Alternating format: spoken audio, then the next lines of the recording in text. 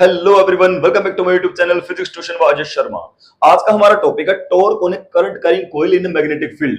जब भी किसी एक्सटर्नल यूनिफॉर्म मैग्नेटिक फील्ड के अंदर कोई भी करंट कैरिंग कॉइल प्लेस कर देते हैं तो उस पर नेट कितना टॉर्क लगता है वो कैलकुलेट करेंगे। टॉर्क होता है टर्निंग इफेक्ट ऑफ फोर्स या फिर रोटेशनल इफेक्ट ऑफ फोर्स।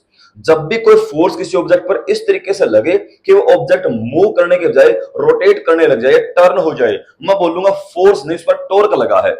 किसी भी रेक्टेंगुलर कॉइल पर, किसी भी करंट कैरिंग कॉइल पर कितना टॉर्क लगता है वो कैलकुलेट करने के लिए सबसे पहले हमें स्पेसिफाई करना पड़ेगा किस हिसाब की कॉइल, कितनी लेंथ, कितनी ब्रेथ और कितना करंट फ्लोइंग वाली कैसी कॉइल कितने एक्सटर्नल मैग्नेटिक फील्ड के अंदर रखी हुई है, तब मैं कैलकुलेट कर पाऊंगा कि कितना उस पर टॉर्क लगा होगा। सबसे पहले कोई भी एक्सटर्नल मैग्नेटिक फील्ड जिसकी स्ट्रेंथ है बी और मैंने एन एस यानी मैंने इस डायरेक्शन से इस डायरेक्शन तक मैग्नेटिक फील्ड कंसीडर किया हुआ, यह यूनिफॉर्म मैग्नेटिक फील्ड। इसके अंदर एक पी क्यू आर एस नाम की रेक्टेंगुलर कॉइल रखी हुई है जिसके अंदर से I amount of current flow करता है। आई अमाउंट ऑफ करंट इस सिरे से एंटर कर करके यहां से मूव करता हुआ वापस एस से होता हुआ बाहर एग्जिट करता है। टॉर्क निकालने से पहले मुझे यह पता है किसी भी एक्सटर्नल मैग्नेटिक फील्ड के अंदर कोई भी करंट कैरिंग कंडक्टर प्लेस कर देता हूं, उस पर जो फोर्स लगता है वो होता है I L B sine theta. ऐसे ही मैं इस फोर्स का फॉर्मूले को यूज करते हुए, इस फैक्ट को यूज करते हुए मैं कैलकुलेट करूंगा कि कोयल के हर आर्म पर कितना फोर्स लग रहा होगा, फिर मैं नेट फोर्स बताऊंगा कितना है, फिर उसके बाद मैं स्पेसिफाई कर पाऊंगा उस पर कितना टॉर्क लगा होगा। तो सबसे पहले इसका छोटा सा consideration, consider a rectangular coil P Q R S जिसकी लेंथ है एल, ब्रेथ है बी और उसके अंदर से I amount of current flow करता है, जिसको एक्सटर्नल मैग्नेटिक फील्ड की स्ट्रेंथ बी के अंदर इसी तरीके से in the plane of paper place कर दिया गया है। तो मुझे पता है किसी भी करंट कैरिंग कॉइल की एक आर्म यानी करंट कैरिंग कंडक्टर को एक्सटर्नल मैग्नेटिक फील्ड में प्लेस करते हैं तो उस पर नेट फोर्स लगता है I L B sine theta. और अगर मैं ऐसा ही फोर्स हर आर्म पर कैलकुलेट करने की कोशिश करूं, लेंथ की वैल्यू, क्योंकि इस आर्म पर लेंथ की वैल्यू है एल, इस आर्म पर लेंथ की वैल्यू है बी और थीटा होता है उस लेंथ और एक्सटर्नल मैग्नेटिक फील्ड के बीच का एंगल। अगर मैं बात करता हूं पी क्यू लेंथ की, तो इस टाइम पर लेंथ है ऊपर की तरफ और मैग्नेटिक फील्ड है इस तरफ, यानी कि लेंथ और मैग्नेटिक फील्ड के अंदर जो थीटा होगा उन दोनों के बीच में वो होगा 90 डिग्री। इस फोर्स के बारे में मैं कह सकता हूं कि फोर्स कब कब मैक्सिमम होता है, यानी कब कब फोर्स लगता है उस कंडक्टर पर और कब कब उस कंडक्टर पर फोर्स नहीं लगता। जब जब थीटा मैक्सिमम होगा, यानी theta maximum, sine theta maximum होता है 90 डिग्री पर। जब जब लेंथ और मैग्नेटिक फील्ड आपस में परपेंडिकुलर होंगे तब तब ये फोर्स मैक्सिमम होगा, ये फोर्स लगेगा। और जब जब ये थीटा मिनिमम होगा, minimum in the sense sine theta minimum होता है 0 डिग्री पर, जब जब लेंथ और मैग्नेटिक फील्ड के बीच में एंगल 0 हो या फिर साइन थीटा की वैल्यू 0 आ जाए, तब तब फोर्स मिनिमम होता है, फोर्स 0 होता है, यानी उस आर्म पर फोर्स लगेगा या नहीं लगेगा। अगर मैं बात करूं आर्म पी क्यू की, इसलिए force the force on arm P Q of the coil वो होगा F1, ऐसे ही F2, F3, F4। अगर मैं F1 की बात करता हूं तो उस पर फोर्स लगता है I, जितना करंट फ्लो कर रहा है, L उसकी लेंथ हमने L कंसीडर की हुई है, B इतने स्ट्रेंथ का मैग्नेटिक फील्ड के अंदर हमने लेंथ प्लेस की हुई है और साइन थीटा इस लेंथ और मैग्नेटिक फील्ड के बीच में एंगल बनता है 90 डिग्री। तो यहां पे साइन 91 इसमें लिख सकता हूं क्योंकि theta equals to 90 degree between L and B. तो इतना मैग्नेटिक फील्ड बनता है एक आर्म पी क्यू पर। ऐसे ही अगर मैं क्यू आर की बात करता हूं, क्यू आर आर्म जिसकी ब्रेथ है बी, जिसकी लेंथ है बी, वो मैग्नेटिक फील्ड के अलोंग करंट फ्लो कर रहा है, यानी इसकी लेंथ करंट की डायरेक्शन में कंसीडर की जाएगी। इसकी लेंथ और एक्सटर्नल मैग्नेटिक फील्ड क्या है, सेम डायरेक्शन में है। मैं लिख सकता हूं as arm Q R and B are in same direction, same direction. तो इसलिए थीटा हुआ 0 और sine 0 0, so no force is acting, क्योंकि साइन जीरो जीरो और जीरो इंटू समथिंग सब कुछ जीरो, तो फोर्स की वैल्यू आई जीरो, तो उस आर्म पर कोई फोर्स लगा ही नहीं। So no force is acting on arm, ये क्या है, क्यू आर। सिमिलरली ऐसे ही अगर मैं बात करता हूं एस से पी की तरफ, मैग्नेटिक फील्ड है इस डायरेक्शन में, एस से पी की तरफ करंट है इस डायरेक्शन में, तो थीटा बनता है 180 डिग्री और साइन 180 डिग्री भी होता है zero. Similarly, there will be no force, there will be no force on arm SP as theta equals to 180 degree and sin 180 भी होता है जीरो।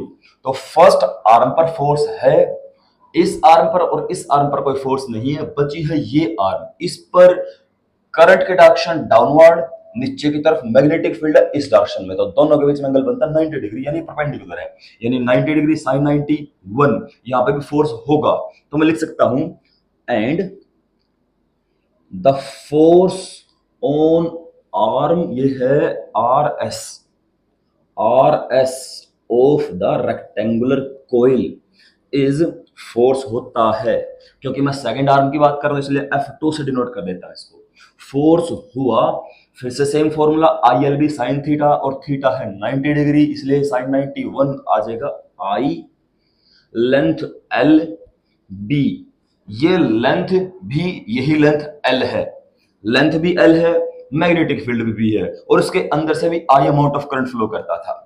दोनों फोर्स इक्वल है मैग्नीट्यूड के अंदर। एक चीज की कमी रहेगी, मैंने यहाँ पे डायरेक्शन मेंशन नहीं की, इस करंट कैरिंग कोइल पर, इस करंट कैरिंग आर्म पर और इस करंट कैरिंग आर्म पर किस डायरेक्शन में फोर्स लगा वो एक बार मेंशन कर देते हैं, यहां पर भी यहां पर भी।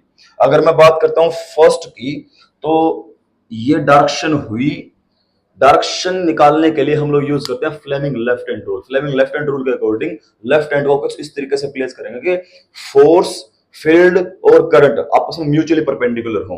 तो अगर मैं फोर्स 1 की बात करता हूं, इसमें एफ एम सी, एफ जो मुझे कैलकुलेट करना है, एम मैग्नेटिक फील्ड जो इस तरफ गया हुआ है, मैंने बिल्कुल सही प्लेस किया हुआ है, लेकिन करंट इस मेरे हैंड में है इस तरफ करंट, और कोइल के अंदर करंट है ऊपर की तरफ, इसको टर्न कर दूं तो एफ एम सी, करंट ऊपर की तरफ है, मैग्नेटिक फील्ड इस डायरेक्शन में, तो फोर्स की डायरेक्शन बनती है इनवर्ड, मैं लिख सकता हूं inward perpendicular to the coil. इसकी डायरेक्शन बनती है F1 की inward perpendicular to PQ, PQ बोल लो या फिर कोइल बोल लो, तो इस फोर्स के डायरेक्शन बनाते हैं इनवर्ड परपेंडिकुलर। इसको इस तरीके से शो कर सकता हूं मैं, नीचे की तरफ ये हुआ फोर्स, करंट ऊपर की तरफ, मैग्नेटिक फील्ड इस डायरेक्शन में और फोर्स इनवर्ड हुआ। और अगर बात करता हूं मैं F2 की, सेकंड आर्म RS पर जो फोर्स लगता है, तो फिर से Fleming left hand rule use करेंगे, FMC, मैग्नेटिक फील्ड है इस डायरेक्शन में, C करंट है नीचे की तरफ, और फोर्स हुआ F M उस डायरेक्शन में, C करंट नीचे की तरफ, तो F हुआ बाहर की तरफ। तो इस आर्म पर जो फोर्स लगा वो बाहर की तरफ लगा। फर्स्ट आर्म पर Fleming left hand rule use करते हुए फोर्स लगा था इनवर्ड परपेंडिकुलर, और इस आर्म पर लगेगा फोर्स आउटवर्ड परपेंडिकुलर। परपेंडिकुलर होगा RS पर आउटवर्ड होगा, मैं लिखूंगा इसको आउटवर्ड परपेंडिकुलर टू, ये आर्म है RS। तो अगर मैं नेट फोर्स की बात करूं, रेक्टेंगुलर करंट कैरिंग कोइल के एक आर्म और दूसरी आर्म, सिर्फ दो आर्म पर फोर्स लगता है। ये दो आर्म तो साइन 0 और साइन 180 डिग्री बनाते हैं, उन पर कोई नेट फोर्स लगता नहीं है। बची बात जिन पर फोर्स लगता है, एक आर्म पर फोर्स लगता है इनवर्ड परपेंडिकुलर, एक आर्म पर लगता है फोर्स आउटवर्ड परपेंडिकुलर। आउटवर्ड को ऐसे शो कर लेते हैं, ये हुआ F2, ये था F1। तो नेट फोर्स की बात करूं, दोनों की लेंथ बराबर है, दोनों को सेम अमाउंट के यूनिफॉर्म मैग्नेटिक फील्ड B के अंदर प्लेस कर दिया गया है, और दोनों के अंदर I amount of current flow करता है। ILB फर्स्ट आर्म और सेकंड आर्म दोनों के लिए बराबर है, तो दोनों आर्म पर बराबर फोर्स लगेगा। फर्क सिर्फ इतना, एक आर्म पर इनवर्ड परपेंडिकुलर, दूसरी आर्म पर आउटवर्ड परपेंडिकुलर फोर्स लगेगा। तो नेट फोर्स तो हुआ F1 plus F2, same same चीज बट अपोजिट डायरेक्शन में, same same force opposite direction में, नेट फोर्स हुआ F1 प्लस F2 0। पर ये फोर्स अपोजिट डायरेक्शन में लगने की वजह से कोयल की दोनों आर्म अपोजिट डायरेक्शन में मूव करेंगी, ये टर्न होंगी। ये ऐसे बोलते हैं कि they are forming couple of forces. Couple होते हैं कि जो दो अपोजिट डायरेक्शन में लगने वाले फोर्स, और अपोजिट डायरेक्शन में लगने वाले फोर्स नहीं, उसको मूव करवाते हैं। तो उसको फोर्स को फोर्स ना बोल करके मैं बोलूंगा टॉर्क लग रहा है। तो सबसे पहले रेक्टेंगुलर करंट कैरिंग कॉइल पर नेट फोर्स की बात करूं तो मैं the net force on rectangular current carrying coil वो नेट फोर्स हुआ F equals to F1 plus F2। पर मुझे पता था both as F1 equals to F2, दोनों का मैग्नीट्यूड इक्वल था, and both are acting in opposite directions. तो दोनों के दोनों अपोजिट डायरेक्शन में एक्ट कर रहे थे, इसलिए नेट F हुआ 0। But these forces are acting in opposite direction, so they are forming a couple of force, but they form a couple या फिर पेयर ऑफ फोर्स। पेयर होता इक्वल एंड अपोजिट चीजों का जोड़ा। They form a couple of force, और ये force करेगा क्या, which tries to rotate the rectangular coil, which tries to rotate the coil. और किस डायरेक्शन में रोटेट करेगा वो डिपेंड करेगा मैंने करंट किस डायरेक्शन में कंसीडर किया, वो मैग्नेटिक फील्ड किस डायरेक्शन में ली हुई है। अगर मैं इस डायग्राम की बात करता हूं जिसके अंदर मैंने मैग्नेटिक फील्ड इस डायरेक्शन में और करंट ऊपर की तरफ ले रखा है, तो इनवर्ड परपेंडिकुलर था और सेकंड आर्म पर आउटवर्ड परपेंडिकुलर था। ये हुआ इस डायरेक्शन में, इस तरीके से। इसको मैं क्लॉक और एंटी क्लॉकवाइज नहीं बोल सकता क्योंकि एक सिर्फ एक आर्म की बात नहीं चल रही। अगर एक, जैसे डायपोल केस में किया था हमने, इलेक्ट्रिक डायपोल वाले में एक डायपोल था जिसको मैं क्लॉकवाइज या एंटी क्लॉकवाइज बता सकता था। फिलहाल अभी क्लॉकवाइज एंटी क्लॉकवाइज कुछ नहीं लिखेंगे, इतना लिखेंगे they are forming a couple which tries to rotate the coil, hence. और रोटेशन फोर्स लग रहा है तो कॉइल पर फोर्स नहीं टॉर्क लग रहा है, क्योंकि रोटेशन इफेक्ट वाले फोर्स को बोलते हैं हम लोग torque. Hence a net torque is acting on the rectangular coil. और वो टॉर्क होता कितना है, टॉर्क होता है force into arm of couple. वो अपोजिट पेयर्स कितने परपेंडिकुलर डिस्टेंस से सेपरेटेड है, वो आर्म ऑफ कपल। अब मेरे को पता फोर्स तो है ILB, और आर्म ऑफ कपल अगर मैं बता दूं कि अपोजिट पेयर का बीच का परपेंडिकुलर डिस्टेंस कितना है, तो मैं यहाँ पर नेट टॉर्क लिख दूंगा ILB into arm of couple. Arm of couple के लिए परपेंडिकुलर डिस्टेंस चाहिए। परपेंडिकुलर डिस्टेंस सिस्टम में ये नहीं मान सकता कि इस लेंथ को परपेंडिकुलर डिस्टेंस मानूंगा। जिस टाइम पे रोटेट करेगी वो बीच वाला एक्सिस से परपेंडिकुलर डिस्टेंस कितना है वो मुझे कैलकुलेट करना पड़ेगा। तो इसके लिए एक बार मैं डायग्राम को दोबारा रिट्रेस करता हूं। तो आर्म ऑफ कपल कैलकुलेट करने के लिए मैं केस कंसीडर करता हूं जिस टाइम पे इस पर रोटेशन इफेक्ट यानी टॉर्क लग चुका होगा और ये आर्म ऐसे टेढ़ी हो चुकी होगी। तो ये आर्म को मैं कुछ इस तरीके से रिप्रेजेंट कर सकता हूं। ये है वो P पॉइंट और ये है S पॉइंट, ये है P पॉइंट। और जब ये टर्न करेगी तो इस पॉइंट पर था इनवर्ड परपेंडिकुलर फोर्स इस डायरेक्शन में, और इस पॉइंट पर था आउटवर्ड परपेंडिकुलर फोर्स इस डायरेक्शन में। ये है पॉइंट P जो कि बेसिक, ये है एक्सिस ऑफ रोटेशन जिसके अबाउट इसने रोटेट किया है। ये चीज डाउन और ये चीज अप गई है। तो और मुझे कैलकुलेट करना है दो अपोजिट पॉइंट के बीच का डिस्टेंस जो कि होता है आर्म ऑफ कपल। तो मुझे कैलकुलेट करना है ये इतना, मैं कंसीडर कर लेता हूं, इसका नाम T रख लेता हूं। मुझे कैलकुलेट करना है PT। तो PT कैसे कैलकुलेट करूं, ये साइड तो टर्न होने के बाद बन चुकी है B, इतना, इसका नाम बाद में रखते हैं। इतनी साइड PS है अपनी B। जिस टाइम पे कोयल की ये जो आर्म है टर्न कर चुकी होगी तो इसका normal basic axis of rotation से इतना एंगल बना चुका होगा, ये हो चुका होगा एंगल थीटा। थीटा बोल रहे, थीटा कई बार यूज हो लिया तो इसमें फाई डिनोट कर लेता हूं। इसकी एंगल आई, इसकी वैल्यू आई है फाई। दोबारा फिर से बता दूं, ये आर्म जब रोटेट करेगी तो बेसिक एक्सिस ऑफ रोटेशन से इतना टेढ़ा जा चुकी होगी, ये बनता है फाई। बेसिकली ये थी ऐसे ऐसे, इस जगह से ये जब टर्न करेगी तो बेसिक डायरेक्शन से कोई टर्न करने के बाद इसका जो नॉर्मल है वो फाई एंगल बना चुका होगा। ये मैंने इतना बनाना चाहिए था, इतना ड्रॉ होगा ये बस। बेसिक डायरेक्शन से जब कोई टर्न कर चुकी है तो उसका नॉर्मल फाई एंगल बना चुका है, इतना होता है 90 डिग्री। ये बन गया फाई, तो अकेला सिर्फ ये कितना बना, ये बनता 90 माइनस का फाई। और अगर मैं ट्रायंगल की बात करूं, इस ओ पॉइंट, ये पॉइंट और एस पॉइंट, इसको टी डैश नाम रख लेते हैं, ओ टी डैश एस। ये है 90 माइनस फाई, ये है 90 क्योंकि परपेंडिकुलर है। 90 90 माइनस फाई, ये कितना बचा 90 प्लस में 90 माइनस फाई प्लस में एंगल एस होता है 180 डिग्री। तो प्लस का 90 प्लस का 90 180, 180 से 180 कट गया, आया 0, और ये फाई माइनस का उधर जाके प्लस का, यानी एस की वैल्यू आई फाई। फिर से समझा दूं मैं, ये जो आर्म थी, आर्म बेसिक डायरेक्शन से जैसे अलाइन थी, उससे टर्न करने के बाद इसका नॉर्मल फाई एंगल बना चुका होगा। फिर मैं सिंपल ट्रिग्नोमेट्री का सिंपल एंगल यूज करते हुए इसकी वैल्यू आती है फाई। मेरे पास में अब आ चुका है फाई।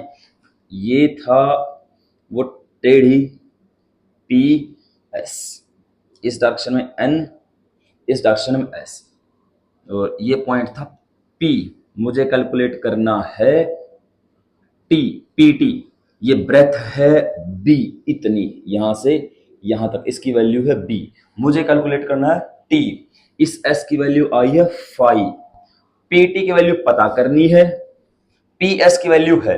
अगर मैं इस राइट एंगल ट्राइंगल की बात करता हूं, ये है यहाँ पे 90 डिग्री, तो राइट एंगल ट्राइंगल में मेरे पास में है क्या, थीटा के सामने होता परपेंडिकुलर, ये बन गया परपेंडिकुलर, ये बन गया बेस, और ये टेढ़ी चीज बन गई हाइपोटेन्यूस। मेरे पास में हाइपोटेन्यूस है, परपेंडिकुलर मुझे पता करना है, हाइपोटेन्यूस है, परपेंडिकुलर पता करना, P B P H H B, hypotenuse है, परपेंडिकुलर पता करना है, तो मैं यूज करूंगा साइन ऑफ ट्रिगोनोमेट्रिक रेशियो। तो मैं लिख सकता हूं in triangle P T S, उसमें साइन थीटा आता है, साइन ऑफ फाई की वैल्यू बनती है perpendicular by hypotenuse, perpendicular P T by hypotenuse P S. ये सारी चीजें सिर्फ इतनी बात समझने के लिए थी कि थीटा एक्चुअल में इस जगह पे आता है और परपेंडिकुलर ये बनता है। ये वाली जो साइड है, जो आर्म ऑफ कपल मुझे निकालनी है, जो अपोजिट पॉइंट के बीच का डिस्टेंस मुझे कैलकुलेट करना है, वो परपेंडिकुलर होता है, हाइपोटेन्यूस होता है, क्या होता है उसकी वैल्यू कैलकुलेट करने के लिए ये सारी चीजें समझिए। अगर इसको इजीली मेमोराइज किया जा सकता है कि ये चीज फाई हुआ, तो ऐसे याद कर लेंगे, जैसे भी करके इसको समझेंगे। और अपनी रेशियो आती है ये, और इसको मैं लिख सकता हूं और sine of phi equals to P T, जो मुझे पता करना है, बाय में पी एस है बी, इसलिए पी टी जो आर्म ऑफ कपल चाहिए मुझे पी टी, वो आता है B sine of phi, phi या थीटा जो भी बोल लू मैं। तो इसको मैं लिख सकता हूं, इसलिए टॉर्क टो हुआ force into arm of couple, force था I L B, sine theta solve हो चुका था, I L B, B capital लिखूंगा क्योंकि मैग्नेटिक फील्ड था, और आर्म ऑफ कपल आया है अपने पास में बी साइन फाई। मैं चाहूं तो इसको थीटा की नोटेशन दे सकता हूं, फाई की नोटेशन, कोई भी एंगल की नोटेशन दे सकता हूं। तो इसको अगर मैं फर्दर सोल्व करूं, टॉर्क की वैल्यू आती है I L into B, length into breadth, वो था area, A B sine of phi. और अगर इस रेक्टेंगुलर करंट कैरिंग कॉइल में एन नंबर ऑफ टर्न्स हो, तो यहां पे एन से और मल्टीप्लाई हो जाएगा, और तब नेट टॉर्क बनेगा, नेट टॉर्क ऑन कॉइल कितना बनेगा, वो बनेगा tau equals to N number of turn I A B sine of phi. Phi को इजीली याद रखने के लिए हमने हर जगह पे थीटा यूज किया। मैं चाहूं तो इसको दोबारा फिर से थीटा के नोटेशन ही दे रहा हूं, याद रहे, इस बात में कंफ्यूजन नहीं होना कि यहाँ पे मैंने फाई लिखा, यहाँ पे थीटा लिखा। सिर्फ नोटेशन को इजीली मेमोराइज रखने के लिए मैंने यहाँ पे दोबारा एंगल को थीटा बना दिया है कि इतने एंगल से वो रोटेट हो चुकी होगी, टर्न हो चुकी होगी। क्योंकि हर बुक्स में फॉर्मूला थीटा करके है, थीटा के नोटेशन से है, इसलिए मैंने फाई की जगह पे थीटा के नोटेशन दोबारा दे दिए। एंगल सिर्फ नोटेशन है ये ओनली। तो एन आई ए बी, यहां पे एन है number of turns in the coil, ये आता है नेट टॉर्क। एक तो फॉर्मूला बनता है इसका ये, और मैं चाहूं तो इसको और फर्दर सोल्व करूं तो मुझे पता है एन आई ए होता क्या, ये तो मैग्नेटिक मोमेंट। आगे के टॉपिक्स में हम लोग पढ़ेंगे moment, dipole moment of the rectangular current carrying coil. तो एज एम, एम होता है मैग्नेटिक डाइपोल मोमेंट, एन आई ए जो कि होता है मैग्नेटिक डाइपोल मोमेंट। आगे के नेक्स्ट टॉपिक्स में पढ़ेंगे हम लोग इसको कि एम की वैल्यू यही क्यों होती है, magnetic dipole moment of the rectangular current carrying coil. तो नेट टॉर्क बनता है टो इक्वल्स टू, इसकी जगह पे आ गया M, M B sine phi या साइन थीटा, हमने थीटा नोटेशन चेंज कर ली थी, और tau equals to M cross B. अगर मैं थीटा हटाऊं तो क्रॉस प्रोडक्ट बनती है एम क्रॉस बी के अंदर, अब आ जाएगा वेक्टर फॉर्म, तो यहाँ पे आएंगे एल। ये दो फॉर्मूले बनते हैं net torque on the current carrying coil placed in the uniform magnetic field. और फिर से सेम बात कि टॉर्क मैक्सिमम कब होगा, टॉर्क मिनिमम कब होगा।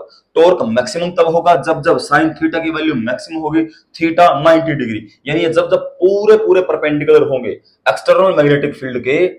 ये जो करंट कैरिंग कोइल का मैग्नेटिक डाइपोल मोमेंट है, ये पूरा पूरा परपेंडिकुलर होगा कुछ इस तरीके से जैसे मैंने डायग्राम में शो किया हुआ है। तब तब इस पे मैक्सिमम टॉर्क लगेगा। और जब जब मैं कोइल को पहले से थोड़ा टेढ़ा प्लेस करूंगा, थीटा ऑफ द लेंथ या फिर एरिया ऑफ द कोइल और एक्सटर्नल मैग्नेटिक फील्ड वो पहले से ही थीटा मैक्सिमम के जाए पूरे पूरे परपेंडिकुलर रहे, टेढ़ा होगा तो कम टॉर्क लगता चलेगा। और अगर मैं इस करंट कैरिंग कोइल को इस तरीके से प्लेस करता हूं कि इसमें करंट इस जगह लगता है तो मिनिमम टॉर्क लगेगा। ये था सिंपल सा topic, torque on a current carrying coil in a magnetic field.